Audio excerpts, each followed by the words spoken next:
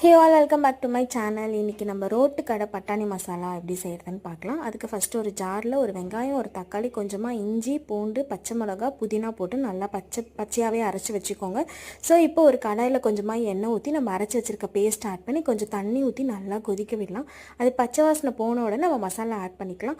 So பார்த்திங்கன்னா பச்சை வாசனைலாம் போயிடுச்சு. இந்த டைமில் நான் கொஞ்சமாக கரம் மசாலா, மஞ்சத்தூள், கொஞ்சமாக மிளகாத்தூள், பெருங்காயம் ஆட் பண்ணி நான் நல்லா மிக்ஸ் பண்ணிக்கிறேன். சால்ட்டும் ஆட் பண்ணிக்கோங்க தேவையான அளவுக்கு. ஸோ பெருங்காயம், சுண்டல் ஐட்டம்ஸ் எது செஞ்சாலுமே பெருங்காயம் ஆட் பண்ணிக்கோங்க. ஸோ இப்போ நான் பட்டாணியை நைட்டே ஊற வச்சு அதை மஞ்சத்தூள், உப்பு போட்டு வேக வச்சு எடுத்திருக்கேன்.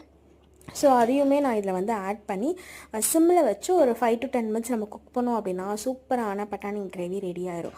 ஸோ இதில் நம்ம கொஞ்சமாக கொத்தமல்லி, புதினா ஆட் பண்ணிக்கிட்டு நம்ம சர்வ் பண்ணும்போது கொஞ்சமாக ஆனியன் ஃபைனாக சாப் பண்ணி, அதுவுமே கேரட் இருந்துச்சுன்னா போட்டுக்கோங்க. என்கிட்ட பீட்ரூட் தான் இருந்துச்சு, ஸோ நான் போட்டு கொடுத்துட்டேன். இதுதான் என்னோடய ஸ்டைல் ரோட்டு